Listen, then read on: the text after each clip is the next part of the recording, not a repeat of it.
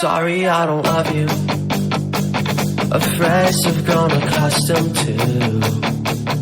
Cause with you something isn't wrong, something isn't wrong, something isn't right. I wish you could be happy. Hope this inspired by the bottle at the pharmacy. Why does it seem like everybody knows everyone but you? Oh baby, Hey everyone, welcome to Geekdom is back. This will be our last episode of the year. We only took a 1 week break for this, really, because I was lazy and didn't want to record this past week. But I have Bobby Darling back now to talk all about Rogue One. Hey. Your Clone Wars episode is currently holding the top spot for most downloaded episodes so far. Until this one, come on. Yeah, you have the lead by like 3 downloads right now. Just 3. Yes. So it's a close race there, and we will see how this one does. But What's the second most downloaded episode? It's the episode I did with Brett Booth, who is the penciler on the Titans comic. Oh, nice. Yeah, that was a fun one. And it was like we did it over the phone, so I was a little hesitant about it because I've never done a podcast over the phone. So yeah, but it worked out well. Clearly, people liked it. Very cool. Yeah. So obviously, you guys, spoiler alert, we are going to talk all about the movie. We are probably also going to talk about how you and I both misunderstood a very important line to the canon timeline. But first, why don't we start off with their casting decisions? Because obviously there were a lot of people in this movie who some people had heard of before, some hadn't. There were some recastings, there was some CGI, so they didn't have to recast. But there was just so much in here. But I think we might as well start with Felicity Jones as Jyn Erso.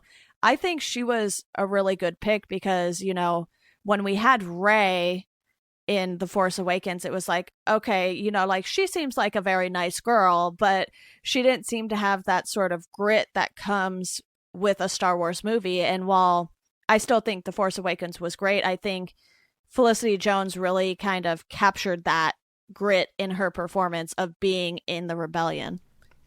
Yeah, I agree. I loved her. I thought she was great. I thought she imbued the character with there's definitely some she's banged up a little bit, you know, there's bringing some damage from, you know, losing her folks at such a young age and being raised by fucking Saw Gerrera. Right. So she's definitely, you know, she's tough, she's battle hardened, and you know, which is, it's a little bit strange because you're, you know, saying that, yeah, she has the grit that, like, you know, Rey didn't necessarily have. And it seems like Rey was like growing up in this like disgusting Jakku, like right, just like fucking salvaging for a living and stuff, and she still seemed fairly happy-go-lucky, like pretty well adjusted. Yeah, exactly. I guess that kind of speaks to just the tonal difference in Rogue One versus The Force Awakens, you know, where this movie just had like that kind of gritty layer to it, and it just felt a little bit more lived in, a little bit more, you know, world weary, and I think that really came across with Felicity Jones's performance. Right. And then we have Diego Luna, who he seems to really be the sort of bigger name of the main set of the cast, just because people know him from various different things. And Felicity Jones is more of a relatively new actress. I know she's in like Inferno or something like that now too. So I feel like this is going to sort of be her big start. But Diego Luna, he's been doing stuff for a while now, and I know a lot of people had more mixed feelings about his character, not necessarily him being cast as Cassian, but a lot of people were like, we just didn't get enough out of these characters. But what do you think of him as the captain? It's really jarring because if you see like interviews with him, he's fucking hilarious, and he's like the nicest guy on the planet, and he played completely against type, you know, playing this kind of morally compromised, rebel soldier. I kind of, the impression I got was that he was kind of, like, what's the word, like black ops for the rebellion. Like he was an assassin. He did a lot of dirty work. He didn't hesitate to kill that guy when he realized that guy wasn't going to be able to escape his source of information. When he realized the guy wasn't going to be able to escape, he just killed him because he couldn't risk the Empire finding out that they were aware of of the Death Star, and he didn't even hesitate. And it was. And that was the beginning of the movie. It really set like a tone for, wow, this is not a Star Wars that we've seen before. Yeah, and I think, despite the series being called Star Wars, this definitely felt like the most warlike movie, I guess you can say. And obviously, going into this movie, anyone who's paid attention to Star Wars at all knows that this is supposed to happen right before the very first Star Wars movie. So there are a lot of things that they sort of had to work around, such as, Cushing being dead for, almost 20 years or 22 years, whatever it has been. It's been quite some time now. And they worked that by using a stand-in actor and then sort of use CGI to put his face on that actor. Yeah. And a lot of people obviously immediately noticed it, especially the huge Star Wars fans. Yeah. Personally, it took a little while for it to sink in for me, but I was like, his cheeks look very sunken in. Like something just looks a little off here. And then, going online after the movie and reading reviews and everything, I was like, that makes sense. But when I was at the theater, I wasn't actively thinking like, oh, this is CGI. Oh, this is CGI. I was kind of just like, all right, I'm here. I'm going to watch the movie. Yeah. I'll pick it apart later sort of thing. Sure. And I mean, obviously, the ships are CGI and all this stuff in space, but character-wise, we had Tarkin as CGI, and then obviously Princess Leia at the very end is CGI. And I think that one bothered people a lot less just because it was so brief and it was the end of the movie. Sure. But do you think that it was a mistake to sort of do both of them as CGI or have Tarkin in it as much as he was? Yeah, I mean, it's one of my few gripes with the film, and I think just with Star Wars films in general, I just prefer stuff done practically versus done with CG. So like I really I love that they built fucking Jabba and put like a dozen puppeteers inside of him to make him work when they filmed Jedi, and then when he appears in the enhanced versions of the films, and he's a CG creation, it just looks stupid. It just completely takes me out of the film. So I was really happy when J.J. Abrams used so much practical effects and so many puppets and makeup for The Force Awakens, and they seem to carry that into this film to a certain degree, but then Tarkin was the first thing where I was like, what the fuck? and then there was a handful of things after that. I thought that the CG they used for K2SO was incredible. Like, I didn't even realize I was looking at a CG character, or a motion capture character. It's amazing to see how far that kind of technology has come from the days when it was Jar Jar. Where K2SO was not. He didn't distract me from the film or take me out of my, experience at all. But Tarkin certainly did, and Leia did a little bit as well. And what it reminds me of is that, did you ever see the Tron reboot a few years back? I did not. They used CGI to make a young version of Jeff Daniels, the dude, and it just looked horrible. Like, it was like, oh gosh, this is like Tom Hanks in the Polar Express. This is creepy. And that's what Tarkin reminded me of. It just wasn't quite there yet. It's not photoreal. And I just, like you said, we were talking about recasting earlier. They recast Mon Mothma with a younger actress who appeared in Revenge of the Sith originally. But she's great, spot on. She looks awesome.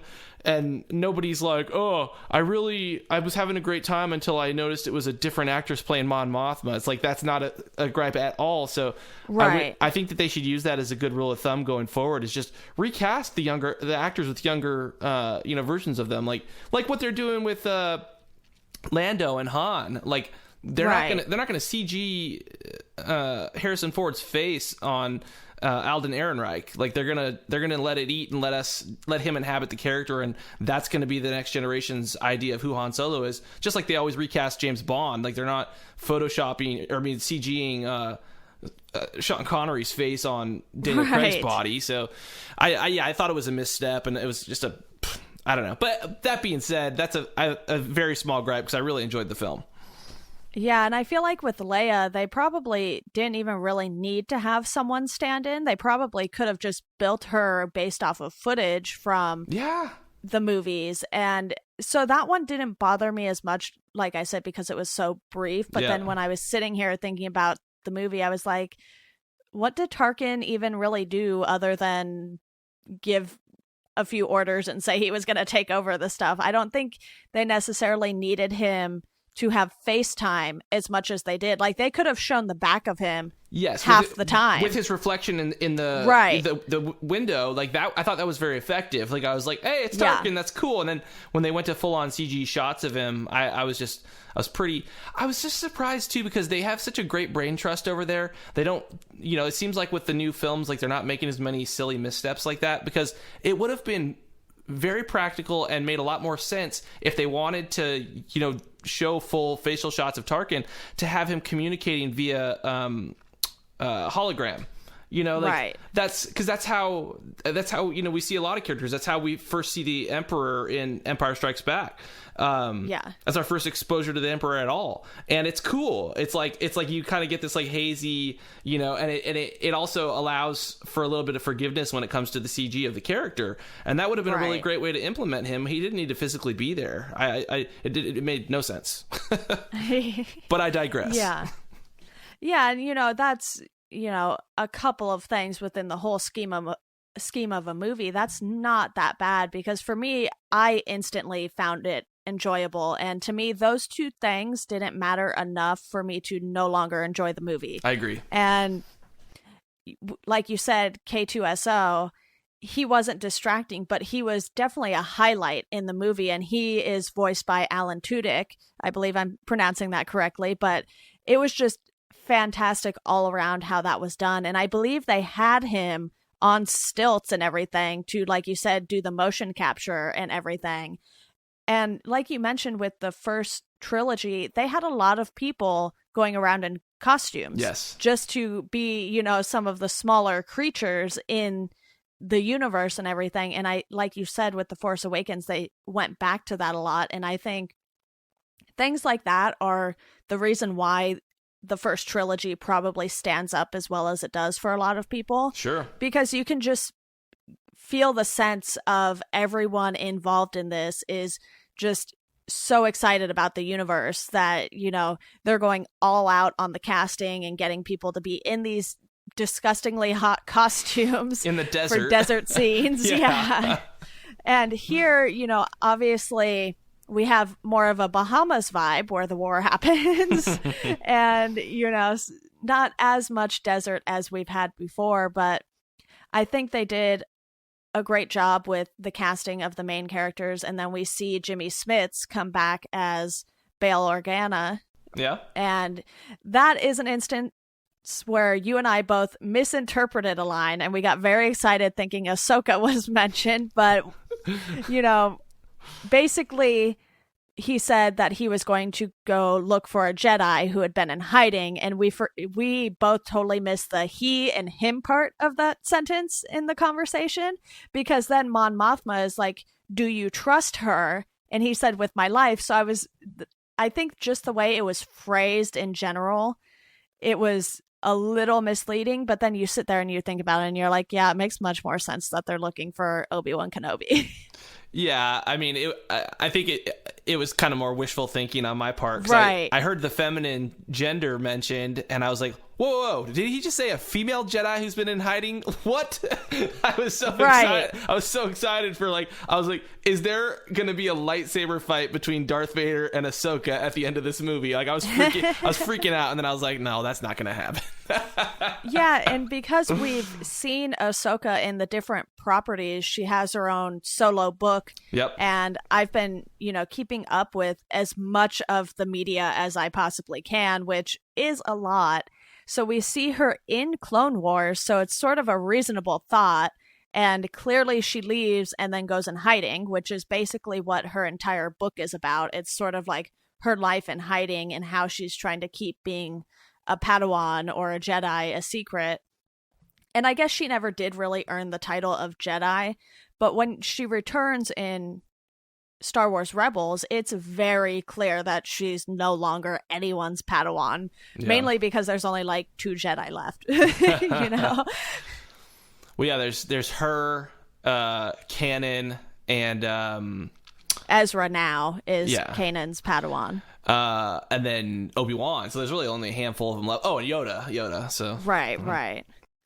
And so to see how these things all tie together, because right now I'm reading the Catalyst book by James Luceno, which is all about, it's all about these Rogue One characters. And I was really hoping to get to it before I went and saw the movie, because I heard it really sort of gives you a lot more background on a lot of these characters. So I know a lot of people are feeling like these characters weren't sort of complete enough for them. And while I can kind of see where they're coming from, I feel like for the purpose of this movie, it might not have been as necessary, because we knew the end game for this movie before it even started. So it's like, you already know how this is going to end. So why go through the trouble of doing all of this backstory on all of these people who we know are going to die at the end? Well, that's exactly my biggest gripe with well, there's a lot of gripes with, but with the prequel, with the prequels is you know how these stories end. You know where it comes to. So you would assume going in that, well, they must have had something they wanted to say using this particular story as a vehicle, and they didn't. There wasn't any kind of underlying message or theme that was being communicated by the prequels, or anything of value really communicated. And I also didn't even, become attached to the characters, over the course of the films. And so it was like, well, what was the point of this whole experience? And with Rogue One, it's a different kind of thing, because it is saying something. I think the movie has a very strong message. And, I walked out, I hear what you're saying and what a lot of people are saying, where they felt like there were so many characters that you didn't really get to spend enough face time with each one of them to, and have enough of those character moments to really get to know them as much as you would have liked. And I totally get that. But I think that, to me, we're talking spoilers here, right? Right. Yeah. Okay. But by the end of the film, when everything has gone down and, it's all kind of coming to a close, you're just like, geez, all this stuff happened, and it was all just to get this little, plan of the Death Star, to the Alliance, in order for someone who the Alliance hasn't even discovered yet to blow up the Death Star at some point. And right. And these people aren't people that are, Jedi and fighting with lightsabers and all the stuff that we're accustomed to with Star Wars. But I felt like there was so much value to the fact that they lived and they fought and they sacrificed, and that it all mattered. It all matters. Right. And I loved that that's what the movie was saying. And yeah, I would, if the movie was twice as long and we could have spent more time with the characters, I would have loved it even more.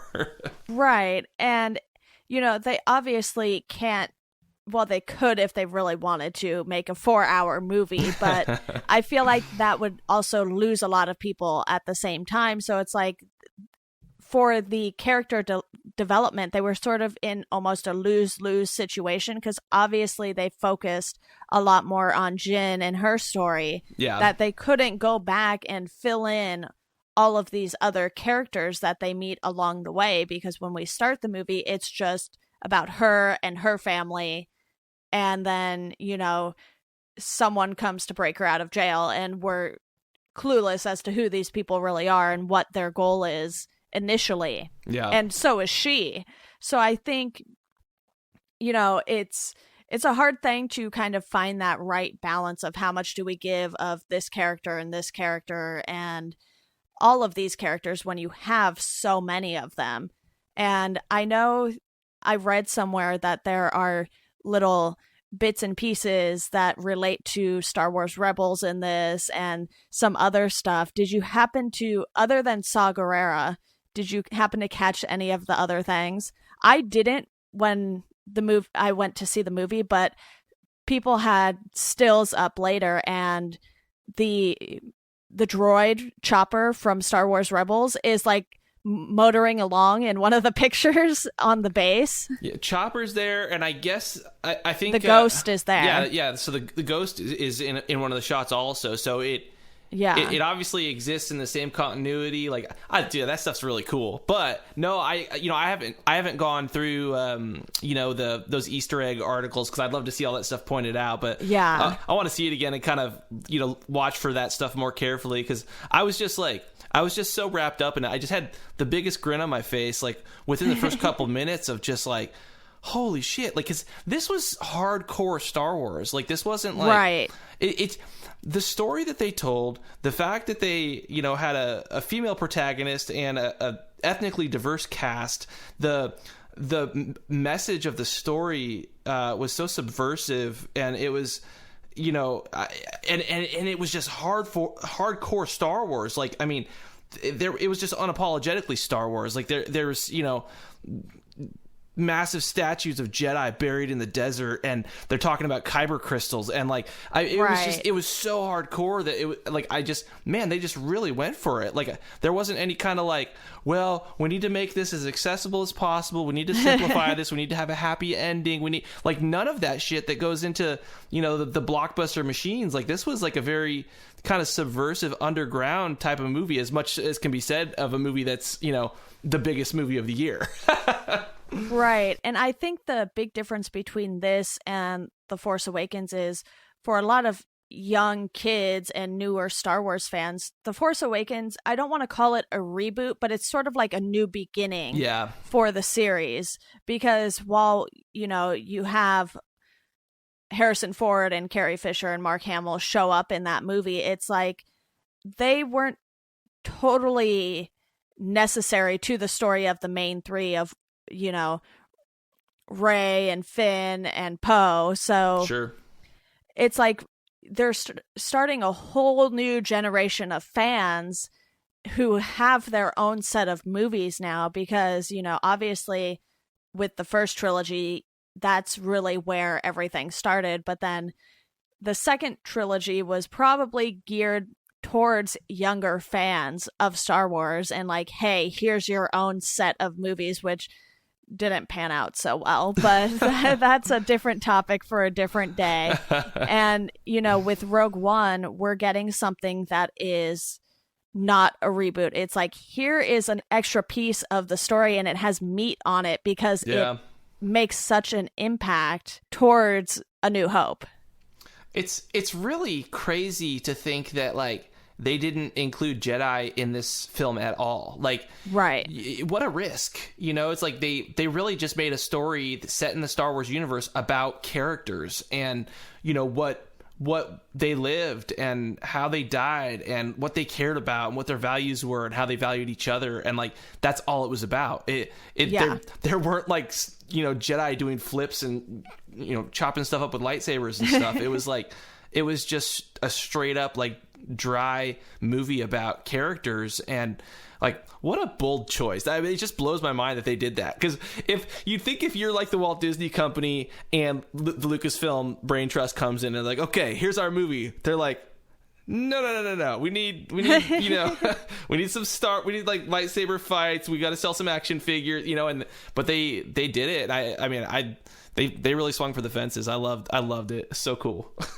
Yeah. And I mean, sure, they are still going to, sell plenty of tickets for this. But like you mentioned with the toys and everything, it's like I went on Amazon to go look for the K2SO Funko Pop. Yeah. And now it's like not even available through Amazon right now. It's just available through all these third-party sellers. And I'm like, well, I pay for Amazon Prime, so I'm not going to pay for shipping. So it's like I'm just very impatiently waiting for it to come back in stock on Amazon. But they've been doing a huge sale on Star Wars stuff lately. So there are a ton of Funkos that are like $5 on Nice. Amazon, and quite a few from this movie too. Like they had Krennic and Cassian Andor. So Krennic is actually someone who we skipped earlier in the casting choice, and that was Ben Mendelsohn. Oh. And I know him from watching the first season of Bloodline. That's sort of all I know him from. Yeah. Because it threw me off, though, with his shorter hair in this. Because have you seen Bloodline or no? Bloodline's like my favorite show.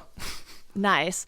And it's like he's like this scraggly, useless guy who doesn't know how to do anything right. And then I saw him in here and I was like, he sounds familiar. His face looks familiar. And I was like, oh, that's what he's from. And that's when I knew. I was like, oh, I'm not going to like him in this. Ben Mendelsohn is just an incredible actor. Like his performance in Bloodline is probably, to me, the greatest performance on any television show in the history of the format. He's just, I think he won a Golden Globe for it. I mean, he's just incredible. And when I saw that he was cast as Krennic, well, we didn't know his name was Krennic at first when they announced the casting. I thought for a second, oh shit, is he going to be Thrawn? Is that what's going on right now? And but close, but no cigar. But when I saw he was cast, I was really excited, and I felt, the guy just creates gravitas on film. I mean, any scene he's in, the stakes are higher. You know, he just imbues the character with so much realism, and I don't know. I thought he was great.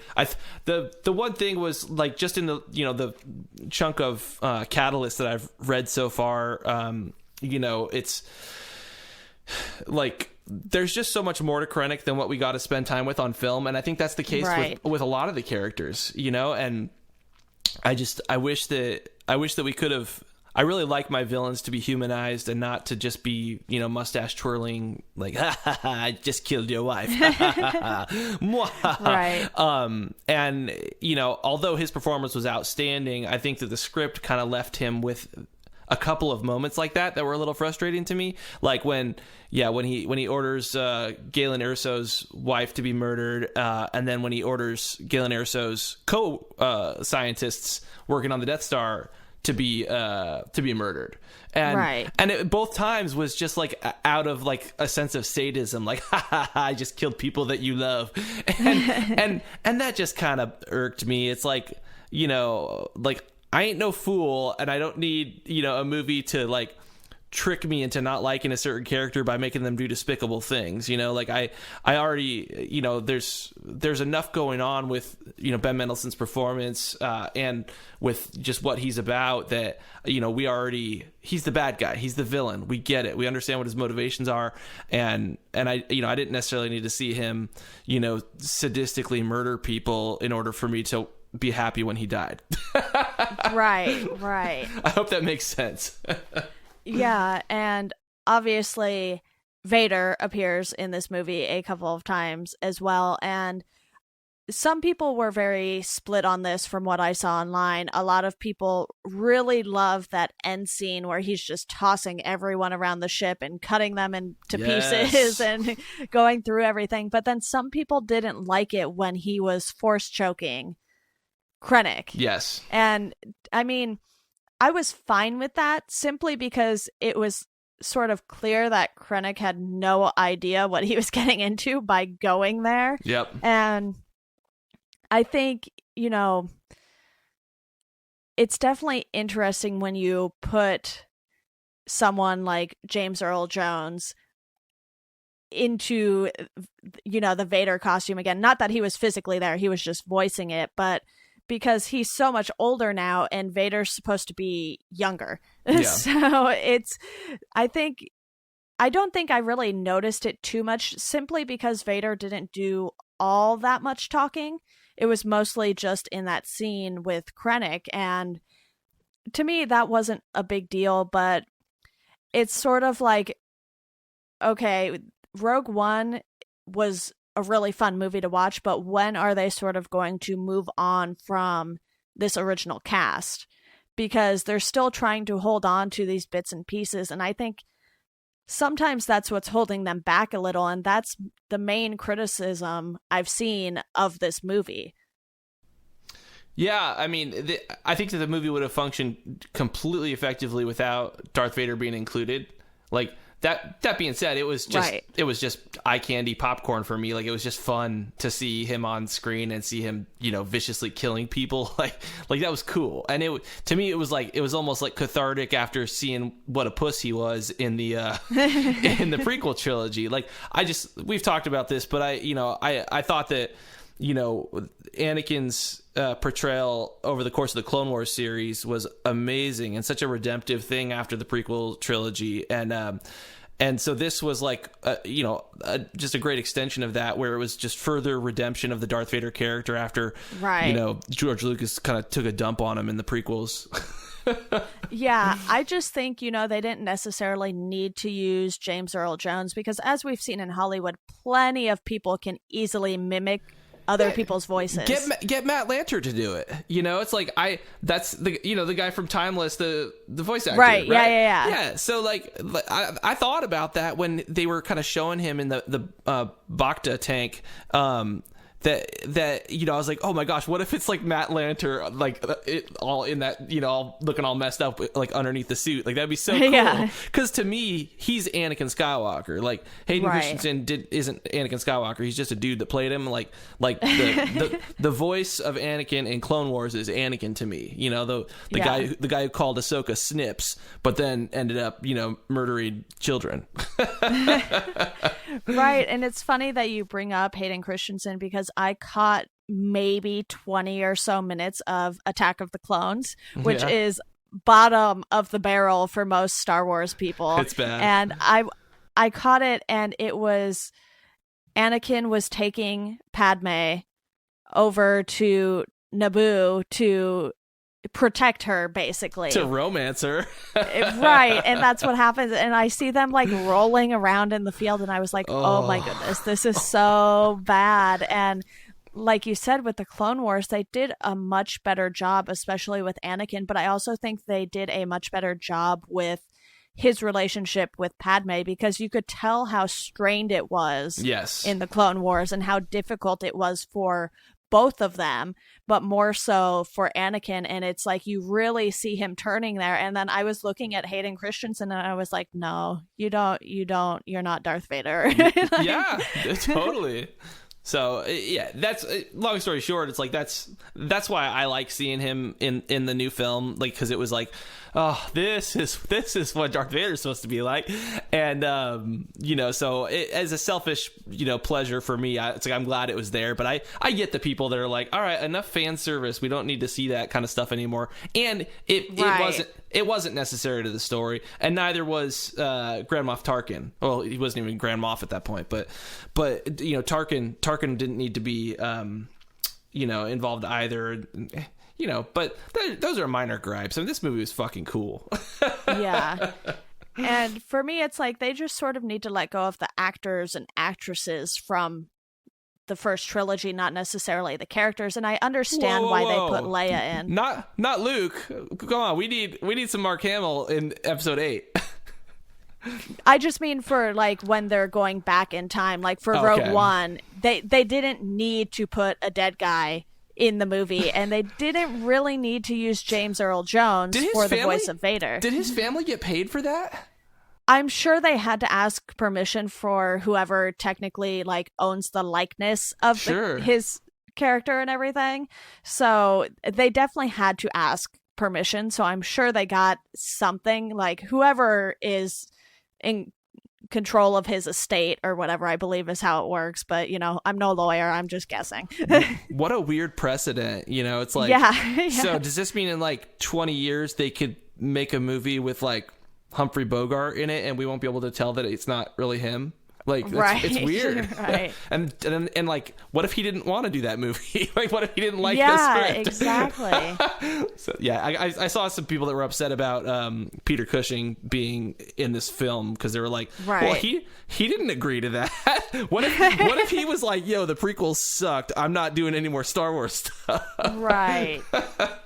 Right. And it's like, okay, just sort of, let go of these ones that aren't super necessary.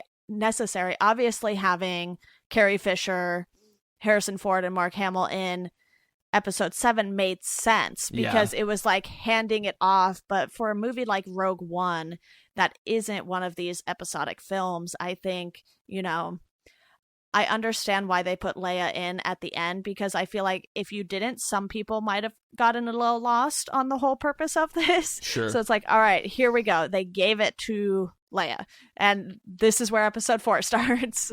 So I think obviously there's a lot that Lucasfilm has to think about when they go into these movies, and I think they did Rogue One probably as well as they could for what they wanted to do with it.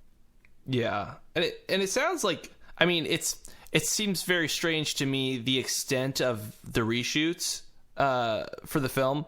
The entire third act was completely different when they originally shot it. So they tried to downplay the reshoots and say, right. Oh, well, that's just typical in a Hollywood film. Well, no, rewriting and reshooting the complete third act of a film is a massive undertaking, and right. I mean, it's no joke. And the fact that the movie works so well and is still just awesome despite that is pretty crazy. I'd be really curious to see the original cut, or at least find out what the original plot was, because it seems like there was a completely different heist at the end of the film. Like they're running across the beach with the hard drive, like there's a lot of like stuff going on that just didn't even happen in the final act. And I'm really curious to find out what that was, and then what they had to set up earlier in the film so that it would make sense.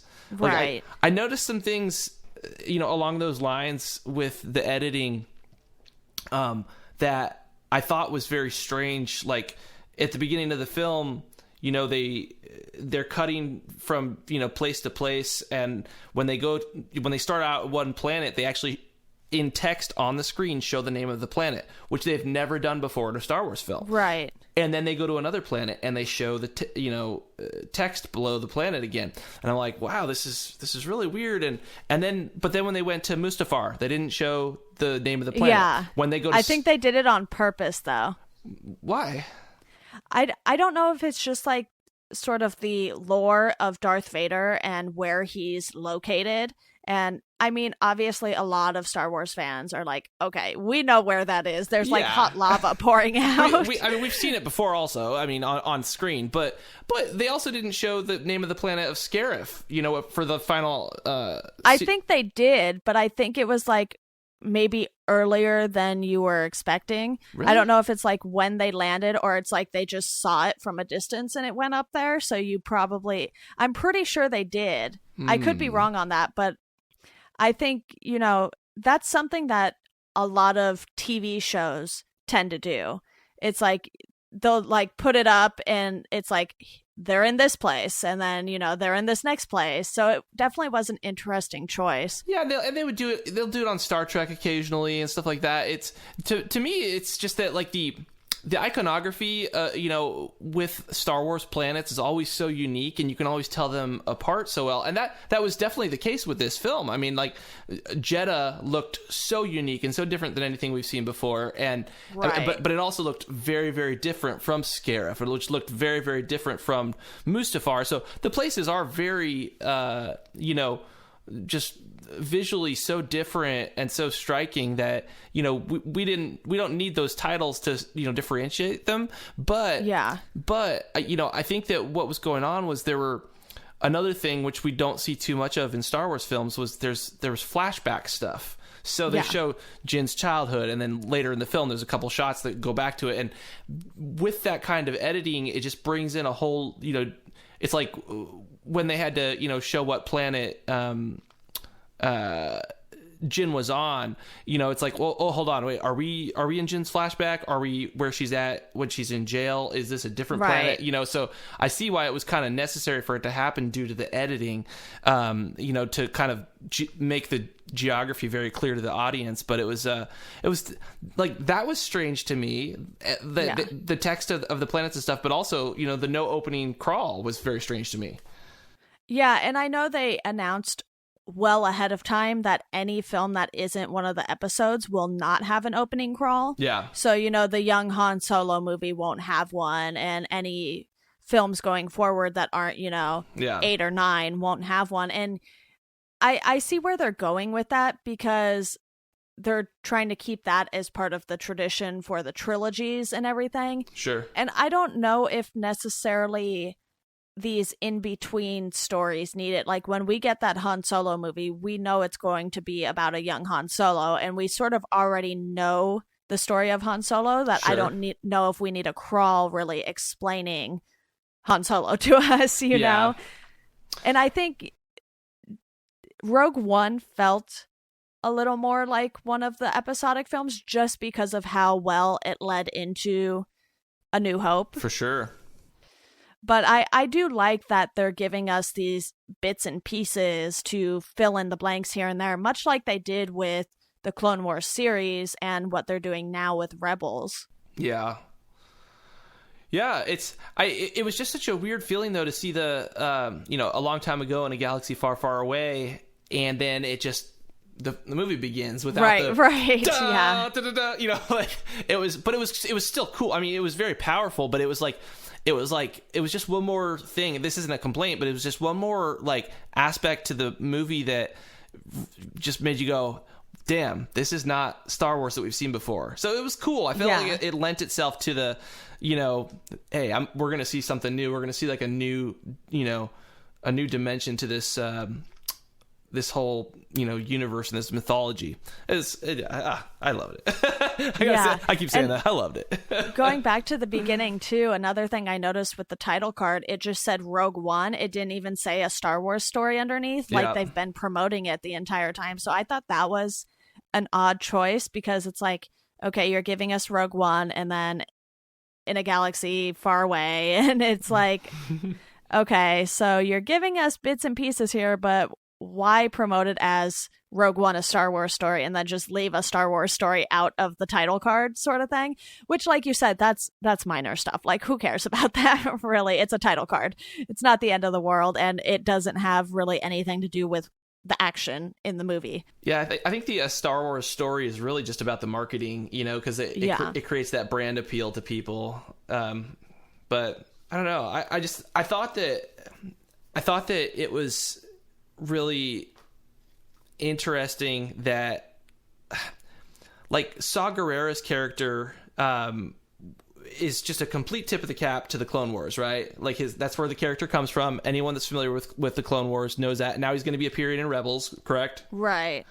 And that he was such a, it was just such an interesting thing, because he didn't necessarily need to be in the film. It didn't need to be somebody from Clone Wars. Like, it didn't, but like them, choosing to do that, like, it kind of like shores up continuity.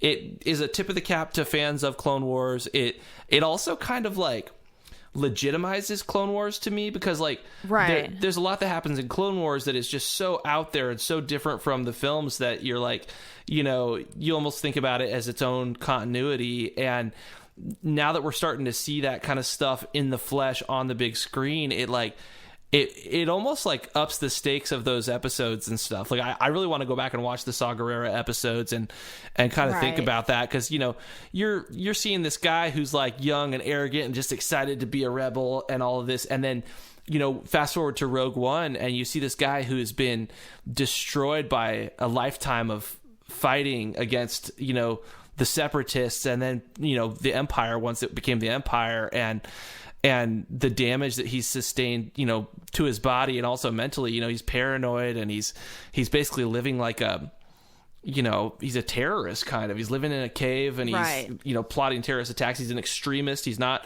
accepted by the Rebel Alliance. And it's just fascinating. Like, the evolution from this kiddie cartoon and, you know, his idealism at that point to being such a morally gray character. I guess to bring that back full circle, where we were talking about Cassian being so morally compromised and so in that gray area. We're so used to our Star Wars being you're either good or you're bad, and and this is introducing that whole new dynamic. Yeah, and I think with the Rebels, a lot of times you will get that gray area. And I mean, Han Solo was kind of always that gray area in the first trilogy there, because it's like, you know, he was a smuggler and it's like he wanted to help people, but he also wanted to be in it for himself. So to me, he was like the original gray line there. And I think what's so interesting is obviously not everyone who goes to see Rogue One has necessarily watched the Clone Wars. So you're taking this character who's only in the series for what, 3 or 4 episodes, if that. And it's like the amount of effort that Lucasfilm has to put in to make all of these pieces come together and, you know, have Ahsoka appear in Rebels, have Saw Gerrera appear in Rogue One. It's like they're really doing the best thing that they can for fan service. It's like they're rewarding these people who have stuck with Star Wars all of these years and have been sort of consuming it in every format possible, because I know obviously they didn't get rid of the expanded universe, but it's now called Legends. And they have this whole new canon timeline, and a lot of these books even that have been coming out the last few years since they announced that, it's like Lucasfilm has told the authors what it is they're writing about. And it's up to the authors to sort of bend and twist that story while still keeping that same concept that Lucasfilm wants, and to have it start and end where they want it to. It's it is like a really cool I hate it. I hate to say this because I feel bad, but like it's so nice that, you know, George Lucas is not helming the ship anymore, because he was so protective of it, and it was his and his alone. And the brain trust that they have now is that they want to bring in artists with unique visions and, you know, unique ways of going about their visions, and let them play in the Star Wars sandbox. There's a whole universe to explore and so many stories to be told, and they don't all have to be framed from one person's point of view or told in the same way. You know, Rogue One was a completely different movie from The Force Awakens, but they're both Star Wars. You know, they both fit in the same universe. They both are canon. They both, you know, the continuity, you know, lines up for everything. There's things that happen in The Force Awakens in Rogue One that obviously play out 30-40 years down the line in The Force Awakens, but it's just completely different visions and different, you know, interpretations of the Star Wars universe, and I love that. I'm excited to see, you know, more like how cool would it be to see Tarantino do a film in the Star Wars canon? And he could now. You know, I think that Rogue One pushed the envelope to the point where it's like, hey, it's on. This universe can survive fostering different people's interpretation of it, you know, as long as we adhere to canon and adhere to, you know, the ground rules that we've, you know, set out. Yeah, and even with the books, you know, like I said, we get a full book of Ahsoka. There's also one just called Tarkin and one called Thrawn. So it's like they're really putting emphasis on sort of developing these characters that weren't necessarily the main characters in any of these series. Obviously, Ahsoka played a huge part in the Clone Wars, but it was still more about Anakin and sort of his road to becoming Darth Vader, even though we never got to see that in the series. But I think Rogue One, like you said, it pushed the envelope and it opens a lot of doors for what they can do with these standalone movies. Not that I feel like Rogue One was ever a standalone movie. Obviously, it plays in very well, but Lucasfilm and Disney, they've just thought out so far ahead that we don't even know like where this canon timeline can go now, because you have all of these factors, and obviously with episodes 8 and 9, who knows who else they'll introduce into sort of that new group of Star Wars characters. And even in the comics, they're introducing new characters that we have not seen in anything before. Dr. Aphra. Because yeah, that's who I was talking about exactly. And we see her working together with Darth Vader in the Darth Vader comic series, and it's like that's sort of something that is entertaining and has nothing to do with the movies. So it's like if you're someone who is consuming all these types of media, you're really getting rewarded. But do you think that sort of affects the people who only are into Star Wars for the movies? Well, how do you mean, like, affects them? Because they're not really getting as in-depth of a story that the rest of us are, because, you know, you have these books supplementing everything and the comics adding new characters. And I know a lot of people, they're just not big readers. And as someone who's a big reader, I will never understand that, but it's a thing and it happens. So, you know, some people don't want to read the 20 Star Wars books that are out now in canon. Well, but that's the thing is, like, where a movie has to be able to stand on its own 2 feet, like, without the supplemental material. Like, it just has to be good. And so you have to be able to go into it and enjoy it without having access to any of that. Like, that being said, like, you know, my experience was enriched just with the knowledge that I had, you know, from Clone Wars, from reading the comic books, from, you know, I'm only like halfway through Catalyst, but like just what I've read in Catalyst and stuff, like that kind of rewarded my viewing experience, where like I think I cared a little bit about the Erso family, you know, more so than my friends did who watched the movie. They enjoyed it. They thought she was great, thought she was badass and awesome and stuff. But like, I feel like I had like a little bit deeper empathy for her and her father's sacrifice, because of, you know, what I'd experienced. And that's what's kind of incumbent upon the filmmakers, is they need to get that across for people that haven't read the books. And honestly, that's the biggest complaint that I've heard, you know, from people in reviews and just people online, where they're just like, you know, I didn't really feel a profound sense of loss at the end when everyone died. And I wanted to feel like at the end of Saving Private Ryan, when people are dying and you're just like, oh my God, that's that character I've spent 2 hours with. I cared about them.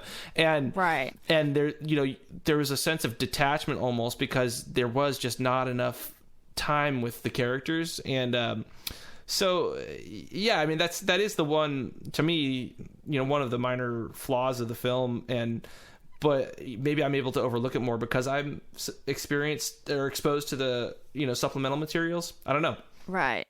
Yeah, and I feel the same way because, like I said, I've been consuming sort of everything. And it's funny because I wasn't a Star Wars fan by any means when the prequels came out. I sort of got into it a lot later. Like, I went through and I watched all 6 movies at one point.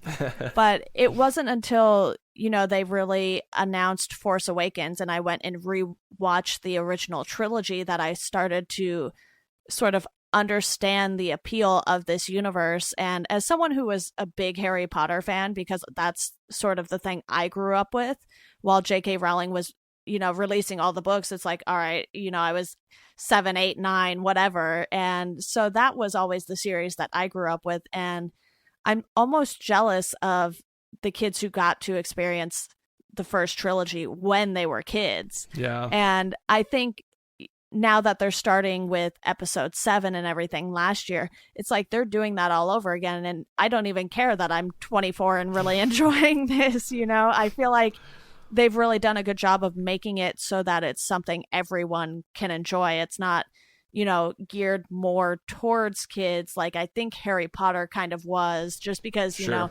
magic and wizardry and all of that stuff. But there are plenty of adults who loved Harry Potter. So obviously J.K. Rowling did because she wrote it. But do you think sort of what they're starting with Rogue One is a really good start for their standalone movies? Like we said, you know, the movies still have to be able to stand on their own despite having all of these other types of media to consume with the canon story. So do you think, you know, Rogue One was a very solid start for them?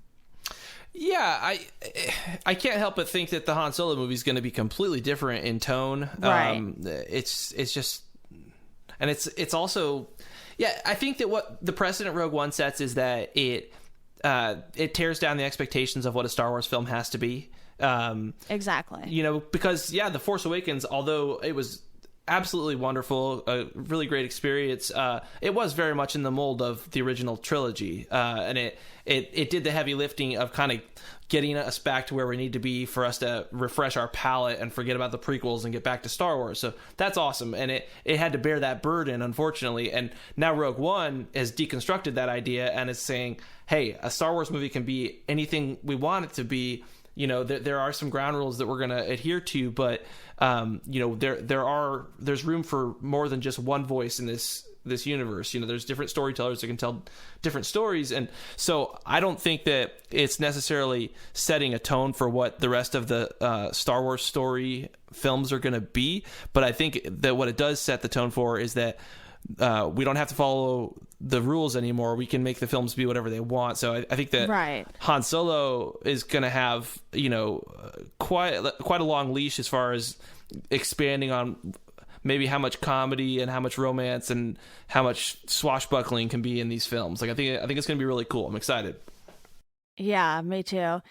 Well, I think that about covers it for my thoughts. Clearly, we both really enjoyed this. I've only seen it once. You have an extra viewing up on me. So I think, you know, this is sort of just our general first thoughts on it. And I know a lot of people are way more critical about it. But to me, it's like, okay, I really enjoy Star Wars. And as long as I go to the movie and I have a good time, things like a CG Tarkin aren't going to completely overwhelm me and really determine the outcome of how I feel after the movie is over. Sure, it was weird. It's like, all right, I'm over it. It was a good movie. You know, it's the first one they've done that hasn't been one of the episodes. So it's like they're still trying something new here. So yes, they've made 7 movies before, but they haven't done one quite like this. And Yep. I think, like you said, that'll give them much more to work with down the line with these standalone movies that they have planned. And I'm really looking forward to literally whatever they release.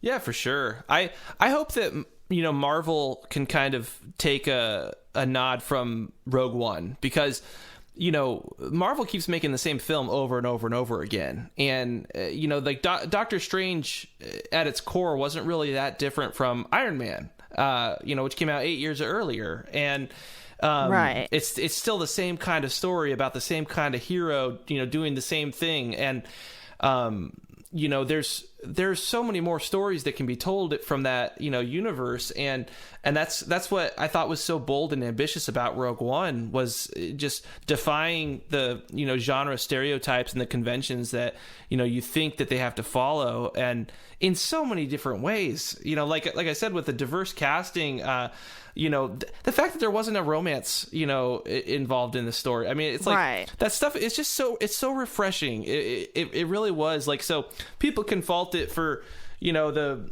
issues that they have, but I think all in all, like, you know, I can't help but walk out of that theater just beaming and just going like one, I was completely entertained, like what a great experience, right? But two, like those bold motherfuckers, like how awesome that they just went out there and were like, you know what, like fuck these alt-right people that are saying they're going to boycott Star Wars because we have, you know, female protagonists and a diverse cast and possibly gay characters and right. and we're going to tell our story, and we don't need to be beholden to other people's expectations. And it's just like I love bold storytellers and bold filmmaking and bold artists and people that are paving their own path, and which is you think Star Wars, Disney, like this is the man, like this is the, you know, the system. And like, you just think that there wouldn't be room for those kind of creative voices in something like that.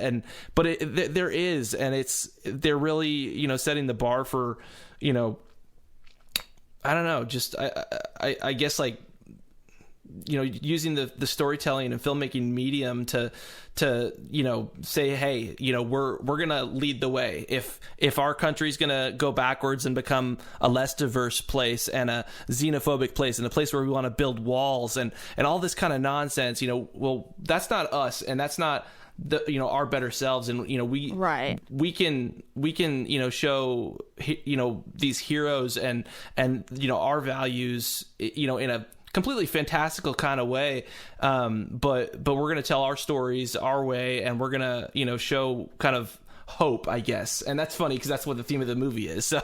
Yeah, exactly. And I feel like they even did a great job. One of the characters we didn't mention was the pilot who defected to sort of give the message that, hey, you guys need to go get this thing so you can destroy the thing. Yeah. And even he brought some entertainment because, he was looking for Saw Gerrera, and it's like he was this little squirmy guy, and it's like, how is this guy in the Empire? Like, how is he surviving in the Empire? That was sort of my thought when I saw him.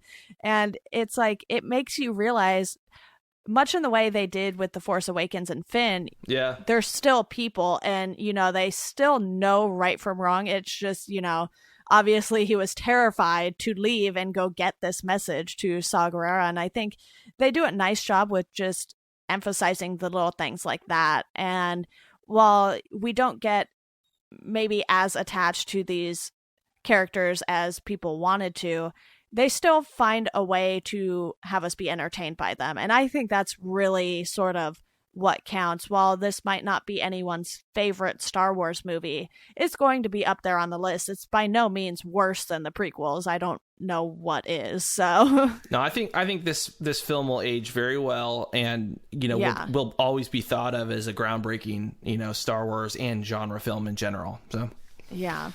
Two awesome. thumbs up. Exactly. Well, thank you so much for coming back to talk more Star Wars. I'm sure we will have plenty of other topics to bring you back on for, but that's all we have for now. And this, like I said, is our final episode of 2016, going out with a bang here. So to our listeners, as always, thank you for listening. And thank you guys so much for making this podcast way more popular than I thought it would be. Not that it is super popular, but it's doing a lot better than I thought it would, with just being me and getting as many random people on here as I can. Hey, the randomness is good. It's awesome. Yeah, exactly. Thanks for having me on. No problem.